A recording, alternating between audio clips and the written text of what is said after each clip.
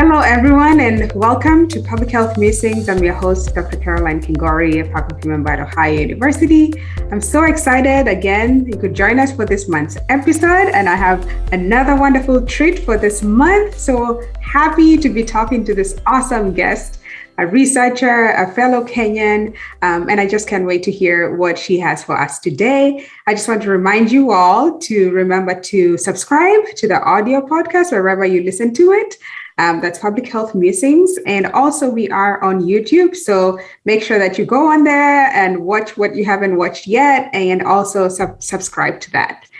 So our guest today is Dr. Rahma Mkuu. She's a health outcomes and chronic disease researcher in the Department of Health Outcomes in Biomedical Informatics at the University of Florida.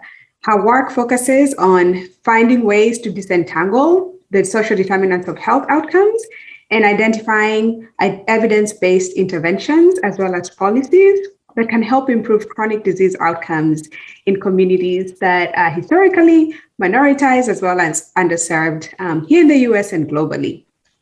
Dr. Mkuu has a BS in Health Education, Community Health from the University of Florida, a Master of Public Health in Social Medical Sciences from Mailman School of Public Health in Columbia University, and a PhD in Health Education from Texas A&M University.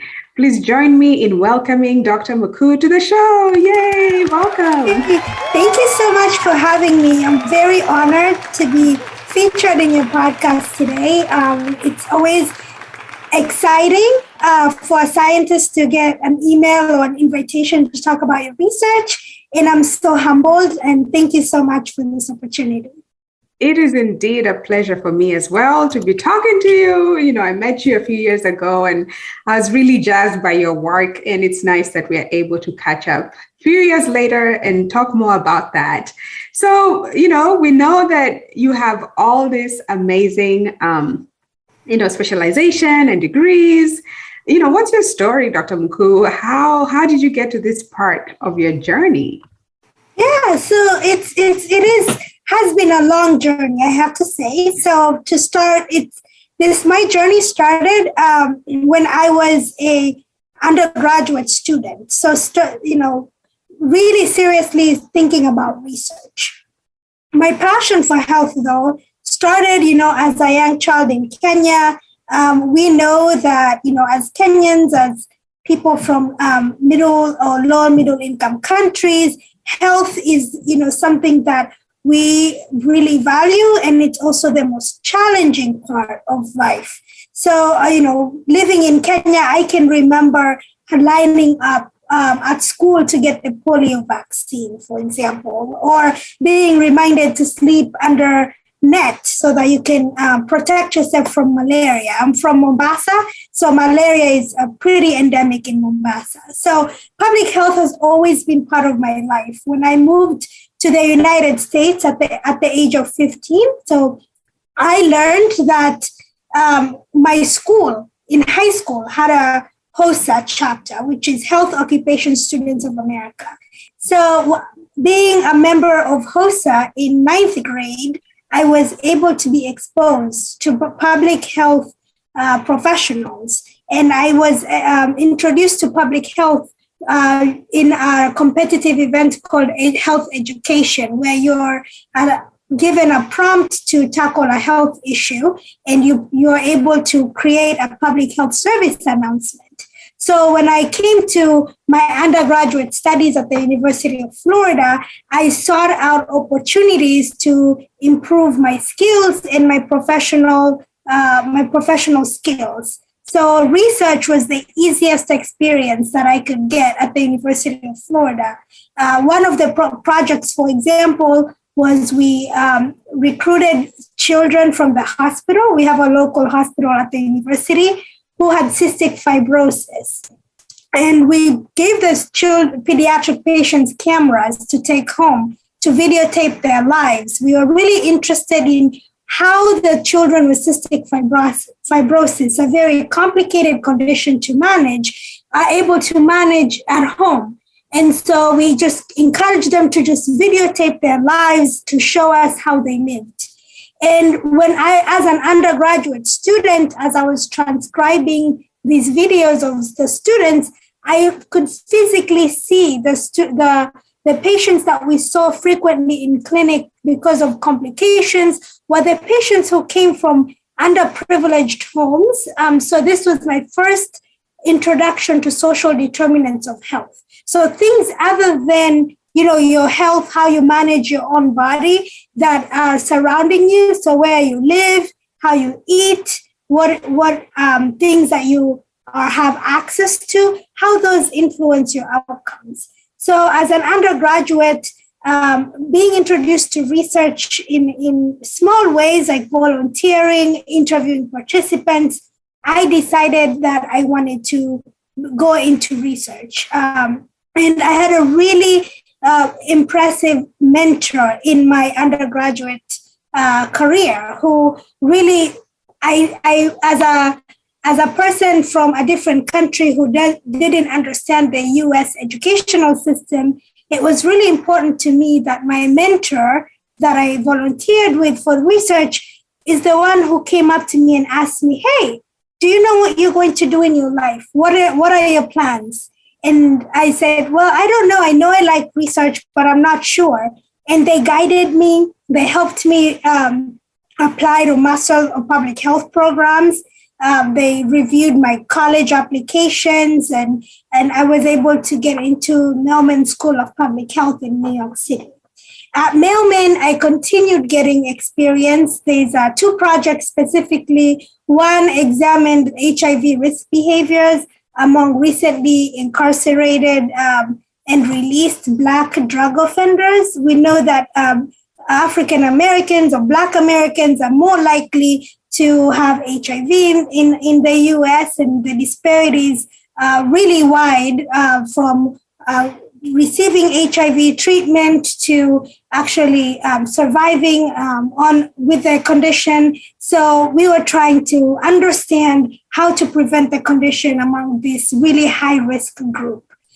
So that's one of the studies that I was involved with. Another study looked at cervical cancer screening and breast cancer screening among African immigrant Muslim women in New York City. So these experiences were part of my education. My research has really, if you look at my work, has really been influenced by my mentors throughout my educational journey, as well as the opportunities that I sought throughout that journey. And so it leads me, how did I get to where I am today? As a PhD student at Texas A&M University, I really wanted to bridge the gap in research, especially in Kenya, because I feel strongly about contributing to the literature back home. So I realized that majority of studies in Kenya focus on infectious diseases such as HIV. However, there's a huge gap in understanding chronic conditions. And we know that Kenya was recently moved from a low middle income country to from a low income country to a low middle income country. So therefore, with this growth or demographic transition, there's an epidemiological transition. And these transitions really mean that as people are getting wealthier, they are more likely to be susceptible to chronic conditions. So I was fortunate to get the World Health Organization data, the first ever to examine chronic disease in Kenya. And so that really influences my work today. I'm able to both study, underprivileged or marginalized populations in the United States, and also study populations in Kenya looking at chronic disease, because as we can see, the disparities are pretty similar, even though we'll talk about that later, even though the risk factors are different. Basically, people of color are more likely to suffer from chronic conditions and more likely to suffer from chronic conditions that are completely preventable through behavioral change. And therefore, that's where I am today with my research. is to prevent chronic disease. That is really awesome.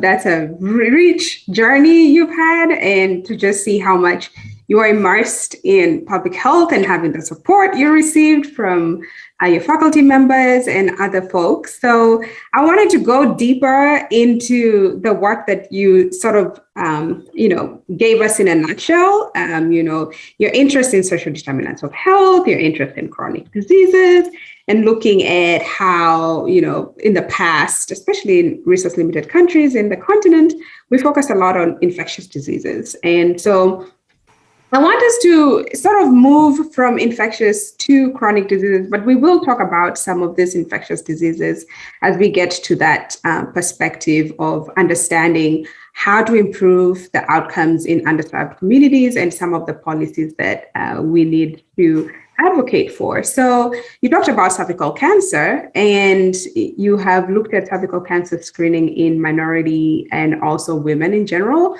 living with this chronic condition. So tell us more about your cervical cancer research. Yeah, so we know that cervical cancer is something completely preventable. So cervical cancer is preventable through early detection, screening, and also through the HPV vaccine. The human papilloma virus is a leading cause of some of the cervical cancers that are diagnosed. And unfortunately, in the United States, African-American women and Hispanic women, mostly women of color, are more likely to die from cervical cancer compared to, our white counterparts.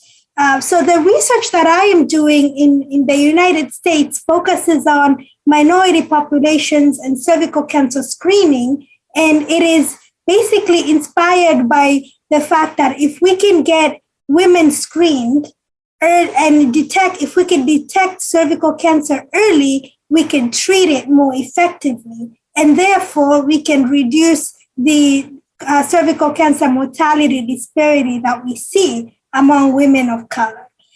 Cervical cancer is, as I said, completely preventable. And among women of color, it's really a story of the healthcare system and how the healthcare system needs to be improved in order to improve the outcomes. So how are we going to improve the healthcare system? My research is currently focused on a new development, which is the cervical cancer take-home screening. These are kits that can be given to a woman to take at home and swab themselves or get their own sample to be sent to a lab so that it can be tested for the HPV virus. And essentially giving women the power to be able to screen themselves to screen themselves at their own privacy during their own time. We know that minority women especially are overburdened with disparities, but they're also more likely to be overburdened with responsibilities. Therefore, there's a lot of literature showing, health prioritization. We don't prioritize our own health. And so by making it easy for women to screen, we are more likely to narrow the gap in disparities that women face. So currently, I have a project looking at Black women who are diagnosed with type 2 diabetes and how their cervical cancer screening behaviors are. And secondly, what their perceptions of take-home screening looks like. So because women with type 2 diabetes, there's some research showing that the women are less likely to be screened. So therefore, if we can find a way to make it easier for certain populations who are least likely to be screened, such as women who already have other chronic conditions, we can really narrow the gap of mortality by catching cervical cancer early. That's wonderful. We already know that because of the social determinants of health, these challenges that stem from, historical discrimination or just not having access. Maybe the clinic is too far from them. They don't have time, and they don't understand why the screening is important. There's some taboos associated with cervical cancer because of HPV and how it's transmitted. So there's a lot that communities have to contend with. Yeah, go ahead. Yeah, exactly. There's a lot. And the research shows us that the cervical cancer screening, the take-home screening, a lot of women who have been interviewed, they say that they prefer that over being in the doctor's office. So It's really a matter of convenience, a matter of avoiding, maybe they had a bad experience at the doctor's office before, or maybe, as you said, it's not inconvenient. They're working in the doctor's office. Time does not align with their availability. So making really the key to opening up the healthcare system to women who have typically been marginalized from the system is these innovative strategies, applying these strategies to promote screening for the women themselves, So that's my research now is really focused on how can we provide opportunities for women to be able to participate in the healthcare system, and while we are tackling these barriers to care. Indeed. I'm curious to know, I've never thought about the link between diabetes and cervical cancer. And you said you're mostly focusing on women who have type 2 diabetes. So I know you said that, sometimes it's very difficult for them to get screened or they experience, challenges with that. But did you pick this particular group because of those challenges with screening, or was there because there's a link between diabetes and cervical cancer? Could you tell us more about that? Yeah, that's a really good question. So I picked this because I conducted a pilot study where I shadowed physicians in a primary care setting, and basically I was able to watch the physicians and I was able to pick up on, what are the challenges the physicians face during clinic providing primary care. And what I noticed is a lot of women who have chronic conditions, specifically diabetes, and women with behavioral health conditions like mental health conditions, when they go into the clinic, the physician has very little time to tackle both of their preventative needs. So let's look at what types of screening can we do today for you, and also managing their current uncontrolled conditions like type 2 diabetes or mental health. So the physician is essentially has to focus on the immediate concerns of the woman. So the woman comes in, my diabetes is not controlled, or my mental health condition is not controlled, and the physician has 15 minutes sometimes to tackle those issues. Well, then with cervical cancer screening, specifically also if a woman, let's say, is due for a pap test, which takes a lot of time, the woman has to undress, they have to get the sample. Sometimes there's not enough time in clinic to conduct both the current concern, to address their current concerns and their preventative concerns. So, and we also conducted focus groups with, other physicians on top of my observations. The focus groups, physicians say that women are more like women with uncontrolled conditions. It's very challenging to address their preventative care, specifically cervical cancer screening. So that's it. And Black women are more likely to have, chronic conditions such as type 2 diabetes. And I picked type 2 diabetes because there's some literature supporting that women with type 2 diabetes are less likely to be screened for cervical cancer. And so Black women with type 2 diabetes are facing a double burden. So a double burden of a risk factor for not getting screened, which is having uncontrolled diabetes is a barrier. Being African American or Black is already a barrier because we know Black women are more likely to die from cervical cancer. So therefore, my research is really trying to understand how can we improve the outcomes of Black women who have chronic conditions, and how can we support their other preventative needs on top of their current chronic condition. So that's why I picked type 2 diabetes and cervical cancer.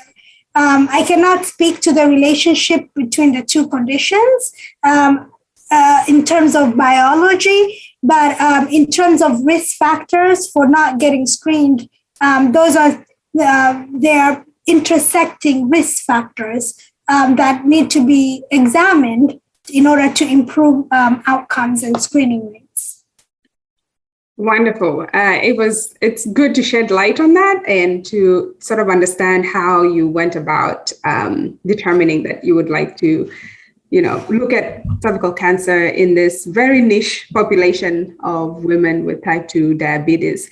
So another chronic issue along the lines of cancer is breast cancer. And I've had a few guests on the show talk about breast cancer. But what I found interesting with what you've done, you published a paper last month that looked at the intersection of spirituality, religious beliefs, breast cancer, and social support among African American survivors. I had someone come in and talk about the Amish and Mennonite communities along the same lines. And so I wanted to see, what is it that you found in this historically minoritized population of African American women survivors? And what does that relationship of spirituality, religious beliefs with social support look like? Yeah, thank you. So basically, the spirituality, we know that African American women are part of, the most religious group in the United States. So religiosity is really important in terms of life or dealing with everyday life. So this research project really was interesting because we wanted after the fact. So after being a survivor, we went back and interviewed African American women to ask them, how did spirituality play in your life while you were dealing with your breast cancer? So spirituality was intimately intertwined with their illness experience. As they grappled with being diagnosed, to having the treatment, to now being survivors. Participants described the flow of their spiritual beliefs as they navigated their lived experiences. So they first, we know about, the stages, the 7 stages of grieving, or and sometimes, from anger to acceptance of your diagnosis to after you accept your diagnosis to then saying, okay, now I'm going to tackle this struggle. And with the participants in our study, that process of accepting their condition or their treatment was really intertwined with their religious and spirituality experience. So our first theme that we found was that the women mentioned that they've struggled with God. They found themselves asking God, why me? Why do I have this condition? I'm very religious, and then now I have been diagnosed, and I'm trying to make sense of my diagnosis. So spirituality was a key factor in women making sense of their diagnosis. And then as they made sense of their diagnosis, their spirituality guided them to reclaiming, we called it reclaiming my power as the theme. The second theme is once they accepted their diagnosis, spirituality was a really key point of guiding them, whether it's through Bible. These were mostly Christian women, so they used Bible verses to really understand how, okay, now that I've accepted it, I'm going to reclaim my power and pray to God so that I can, for healing, and I can basically so that I can heal, and I can heal physically and also spiritually. And then lastly, they use their spirituality as a form of social support. So a lot of the women mentioned that for example, their priests were there with them after they got the diagnosis and treatment. The priests would come to the hospital to pray with them during their treatment. Their church family would prepare meals for them while they were going through their treatment. So spirituality and their religious beliefs was also a form of social support as they needed it during their treatment. So this research paper really shows the power of spirituality and religiosity and how it intersects with women as they travel through their breast cancer journey from treatment from the time that they're diagnosed till the time they're treated. Very true. And we've seen a lot of literature supporting, spirituality, religiosity as a coping mechanism, and helping with that. I would call it the moderating factor, like mental health, right? When you're diagnosed with such a chronic disease, and seeing that as an opportunity for people who suffer from illness to be able to get through or cope or live with the diagnosis that they're provided. And so it's good to see that with, cancer. I've seen that with HIV/AIDS, which is the area that I focus on. And it's good to see that connection that sometimes is so difficult or challenging to capture objectively. You sort of have to go with the subjectivity of what they conceptualize as their beliefs and how that affects their coping mechanisms. Yeah, exactly. And it was really interesting to see how the religiosity, like their coping mechanism,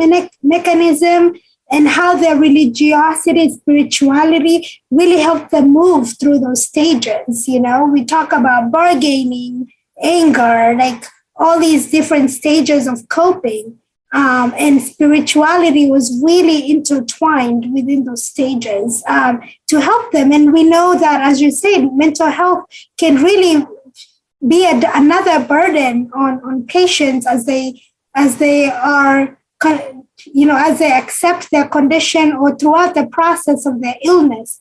And so with this study, it was interesting to see how, African American women were navigated through that. And we know that not all, mental health, different cultures, it's very personal, different people, we process conditions differently. We seek mental health help differently. So spirituality and religiosity could be an avenue that really guides in terms of helping patients to cope with their diagnosis.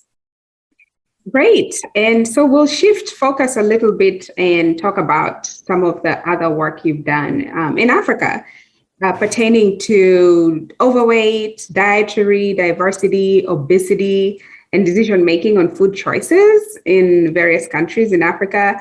I wanted to know, I was curious to find out what are those gaps and opportunities when we think about the chronic health issues that are exacerbated, right, by those issues. Tell us more about what you found.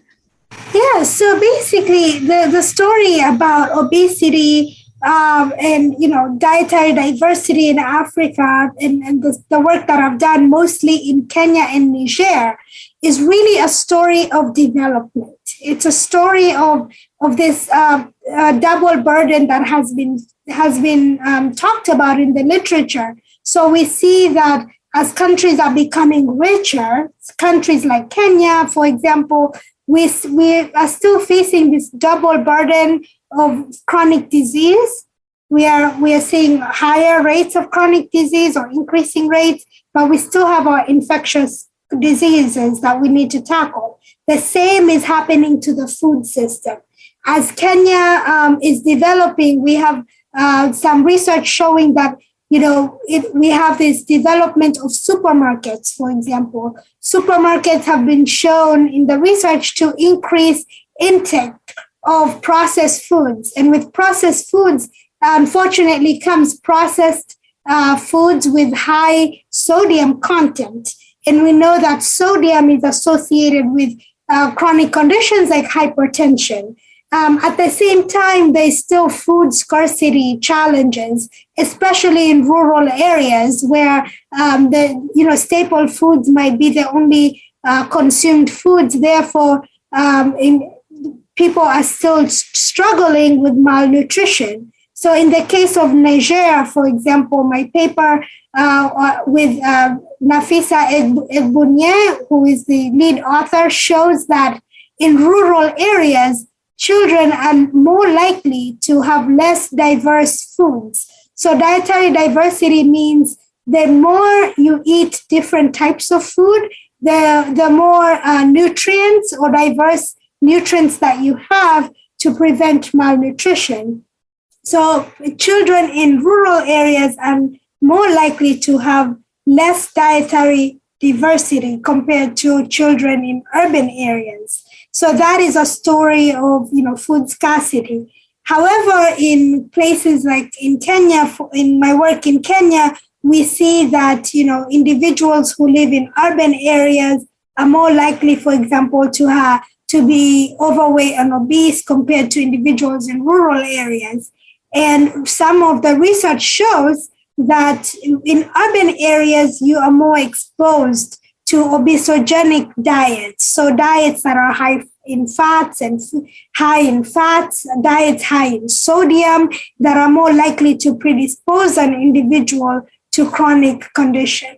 So the gaps and opportunities really lay in, policies and advocating for access to healthy foods. So, just having a supermarket with a lot of, different foods is not really, the solution, but the solution is really introducing or increasing knowledge about healthy foods and what healthy foods look like. And just, in urban settings and how we can tackle dietary diversity in rural areas. So this double burden of scarcity and surplus is really a huge challenge in developing countries. So some of, there are lots of opportunities to tackle this issue. For example, in traditional public health, we would say, we need to educate the population about healthy eating, but we know about, structural change is most important. So you will eat what is available to you. Population health means if we are going to really try to move the needle and prevent obesity or prevent malnutrition, it's really where we can tackle this is, the food chain and how individuals are able to access healthy foods. So this is some of the issues that we need to solve in order to solve this double burden of malnutrition and overweight and obesity issue. I'm so glad you highlighted the challenges of just looking at, let's educate them, That's not always easy, right? Because we know that knowledge doesn't always equal to behavior change, but it's important to create that awareness. But I think now as we continue to understand the social determinants of health and those structural barriers and challenges, in addition to beliefs and attitudes and things of that nature, we're looking more at that juxtaposition of the influence of the environment and how it impacts individual behavior change. So we're not just saying you need to eat healthy. It's your fault that you're not healthy. It's your, we're not putting that burden of behavior change on the individual. And I like that population health perspective is sort of becoming dominant now as it supports the public health efforts that we have, right? Exactly. And especially if we look at what the research is telling us in Kenya. So my research shows that in Kenya specifically, it's a high educated, upper middle class individuals that are more likely to face these challenges of overweight, obese, chronic conditions. And so even the approach of the education approach might not be the best because these are already highly educated individuals, right? So then we say, okay, if that's the case, then really changing the environment, changing the structures and policies to make, being healthy an easier choice is the way to go, especially with, even in urban Kenya, we have environments that are, it's hard to go out for a job. The environment is not made to be conducive of exercise. So only certain people can, for example, afford a gym membership, right? And so, and then again, back to the double burden, we see that there's some papers coming out of Kenya showing individuals in slums or living in poverty also have a high risk of overweight and obesity because, the type of foods that people can afford and the environment that is, again, not conducive of physical activity or looking at stress and dietary behavior. It really, there's many different factors that we need to look at, the social determinants that might be it might be more beneficial in order to create change compared to putting the individual behaviors as the responsibility. So structural changes and policy change are really important. Wonderful. And, we'll segue to an infectious disease here and see what has happened in your state in Florida with hepatitis C. You published a paper examining whether the Medicaid patients received recommended testing. So this is almost similar to what we talked about with HPV testing and cervical cancer screening. There's obviously a trend with this preventive behaviors, right? And so with these folks who receive this Medicaid, what do we need to know about hepatitis C testing, and what did your findings tell you? Yeah, so hepatitis C virus is a leading risk factor for hepatocellular carcinoma or liver cancer. So this is why it's really important for individuals to be tested for hepatitis C. My paper focused with the team really focused on high-risk individuals.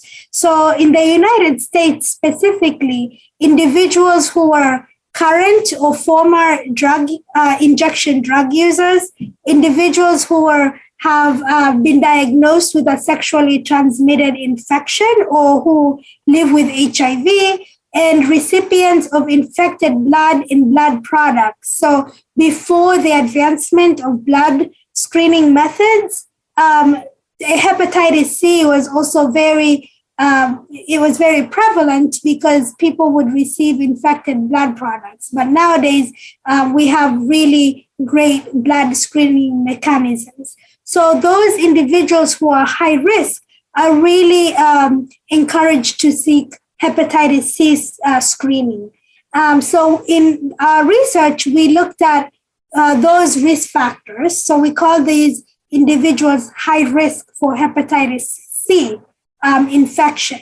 And we found that the individuals who have the highest odds of receiving testing were pregnant women and individuals who are older. So basically, it's telling us that, people who are high risk, such as pregnant women and individuals who are older, are more likely to be screened is one step. It's a great step that we are reaching this very important population. Specifically for pregnant women, there's a chance of passing HCV infection to your infant. And then with age, older individuals were more likely to have HCV because of, they might have encountered a blood product in their past before the advanced screening methods. And then individuals who had chronic conditions. So we use this Charleston Comorbidity Index, which looks at how many chronic conditions an individual has. Those individuals were more likely to be screened, and which is also another good thing, showing that doctors are actually screening individuals who might be at higher risk. However, although we identified these patterns, only 40%, so less than half of our already high-risk populations were even screened of hepatitis C or HCV, I'm sorry. Only 40% of individuals were actually screened of HCV who were high risk. So why is that? Why are the screening rates so low? First, it's pretty expensive to treat HCV. So doctors might not be screening as they should be because it's really hard to get patients to get treated. Not all insurance covers HCV. And in our population, we specifically looked at also Medicaid populations who are even more vulnerable to screenings to HCV. So we looked at Medicaid populations who are more vulnerable to HCV. So because Medicaid might not necessarily cover the treatment, doctors might not always screen if they know that treatment is limited. So their patients might not be able to be treated. So that's one policy challenge that we have. Secondly, we also saw that majority of patients who tested negative, so when you're tested for HCV, if you're negative, you are supposed to be tested again in 6 months to confirm that you are negative. So majority of patients did not get the second HCV screening. Only 17% of our patients received screening 6 to 24 months after their exam. So we think that, loss to follow-up is a huge issue, but it's also really driven by the treatment options for HCV. And then thirdly, we see that, pregnant women had more likely to be screened for HCV, but they were less likely to receive that follow-up again. So in Medicaid populations, Medicaid is one of the biggest insurers for pregnant women in the United States. So when you're pregnant, you're able to qualify to get Medicaid.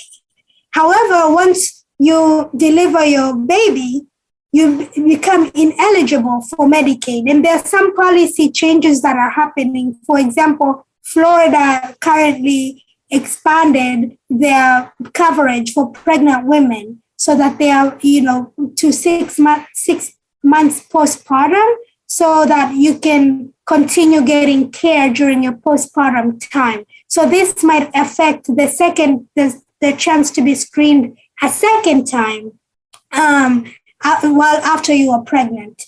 So we know that policies, coverage, doctors are more likely to probably recommend screening if they are confident that their patients will be able to treat the HCV screen after it's screened. But this paper really highlights the disparities. Despite being at the highest risk for being infected, only 40% of the patients who are screened, 44% received an HCV test. So it's really a story of access to care, access to treatment that this paper wanted to highlight.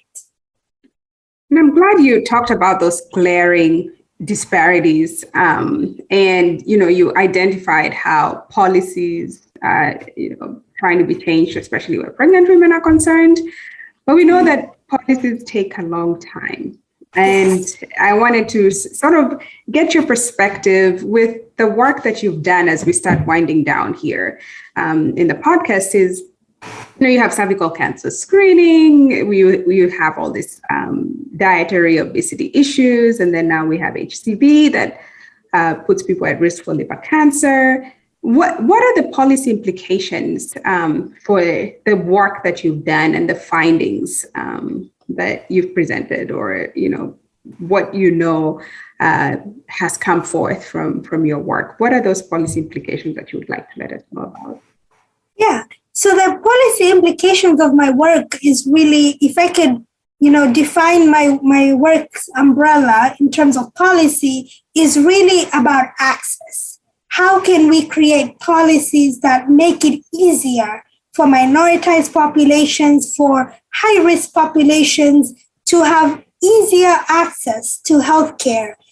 And we know that, most of the health challenges can be prevented through whether it's screening, whether it's access to healthy foods and vegetables. We can totally prevent excess mortality from these conditions in the high-risk groups. So in terms of policy, we need better policies that support and make it easier for individuals and their communities to have healthy choices. So in my work in screenings, for example, cervical cancer currently is the most preventable condition, and it can be prevented through early detection. Once you're a woman, we find, abnormalities in the cervix early on, completely treatable. However, African-American women, Black women specifically, are diagnosed at very late stages where it's very difficult to treat. And that's how we see the mortality. So if we can get Black women to be screened, if we can provide tools to physicians, but also provide tools to women to say, all right, this is a self-test kit. If we don't have time at clinic, you're too busy, you can't come back, mail this kit back to us. Go home, swab yourself in your privacy, bring it to us. And insurance, right now, for example, the take-home tests, they are available in the market. However, they're not covered by insurance yet. They're not FDA approved yet. So if we could get them FDA approved, if we can show, the literature is already showing us, Black women, rural women are very excited about these tests. They are acceptable. They find them acceptable. Let's support women by giving them the tools. So policies should, for me, policies should support making it easier and making healthcare accessible. If there's an HCV test, and we know that the treatment for HCV infection is very expensive, let's find ways to make treatment affordable so that, our healthcare systems, payers like Medicaid would be able to cover patients who test, positive, so that doctors can have they can have the confidence of not just subscribing screening, but also providing treatment to patients. So there are very different ways, expanding Medicaid is the largest payer, largest insurance for underprivileged women in the United States. So if the more that Medicaid can cover, like expanding care for women post-pregnancy, so that just because you've delivered a baby, you no longer qualify for Medicaid, expanding the length of time that women can get treatment really can narrow the gap. These are opportunities that we can use to improve outcomes, especially in minoritized populations. Yes, and to add on to that, access also looks like ensuring that the healthcare providers are educated, right? Cultural competency and sensitivity, because some communities have challenges in showing in how they should present themselves to a doctor. If they should ask questions, what kind of questions should they ask? There's also the access of, providing transportation, right? Talking about these women in rural areas, also having satellite clinics, right? In some of those communities, to sort of bring care to them, right? And not always expecting them to go to the hospital, right? Exactly. And there's some work, I've started, I didn't want to focus on it too much, but they're expanding telehealth opportunities to women. But with telehealth, during COVID-19, we saw that when people couldn't go to the doctors, Medicaid and other insurance companies started paying doctors to provide visits through mobile phones, right? But then also we have to champion such technologies, but we also have to champion them with caution and make sure that we provide broadband access to, underserved communities, especially rural areas. And as we know, gas prices are not getting any cheaper. So it is not only people have to take time off work, it's also getting very expensive to access your doctor through driving if there's no public transportation. So being able to make accessible technologies such as telehealth and providing broadband access, affordable access to networks is another way that policies can, health policy or just general policy can tackle to bring the care to the women. Or I say women a lot because that's primarily my population, but to everybody. We need to think of how we can harness technology and innovations. Unfortunately, minoritized populations are usually left out when it comes to these innovations. So we have to be very careful as we champion them. We also promote equity in access. Awesome. So we are slowly getting to the end of the podcast, and I always ask my guests to tell me, one or two memorable moments in your life, in your work, that, has really added value to your well-being, if you will. Yeah. So I guess I've had many moments. I love being in public health because I honestly believe that every paper I work on, every project I've been in practice and research really gives me moments, right?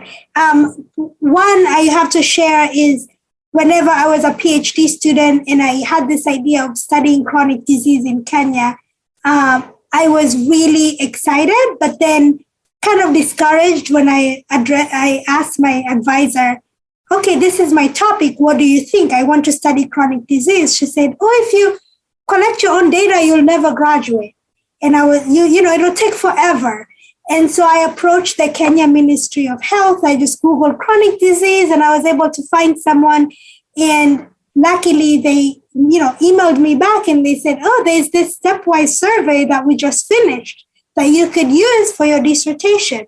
So this story I give is because I'm giving the story of hope, because if you're passionate about something, you ask for it. It's not always that we get to study what we love and what we believe in, but that was a really memorable moment, I think, in my public health career. And I'm glad I asked because, otherwise I would have just assumed that I wouldn't have access to that kind of data. Secondly, during the pandemic, part of my volunteer work in Florida is providing access to undocumented individuals, access to care. And during the pandemic, we were able to provide vaccinations to farm workers. And I remember one of our vaccine clinics, we had a whole bus that was farm workers who were cultivating watermelon. And the next day, they were planning to go back to the Honduras, where this was a time where vaccines were not accessible everywhere.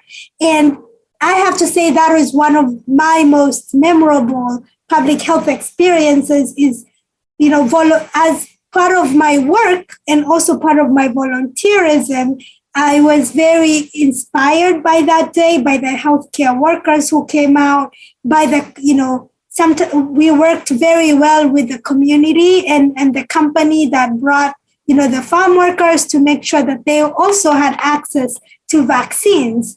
And so health equity can really, if we all can work together, I really believe in the saying, umoja ni nguvu, the Swahili saying, together we can accomplish much, or we're stronger. I think that, we live in a globalized world. And so all these healthcare resources, the research, we can apply, we can look at policies globally to see how they work in our context. So those are two really moments, I think, that have shaped who I am today and have inspired me. Like, I remember why I'm doing the work that I'm doing. I am very inspired by your motivation, your dedication, and it's evident just how much you enjoy public health. And this is the kind of work that I love to feature in this show.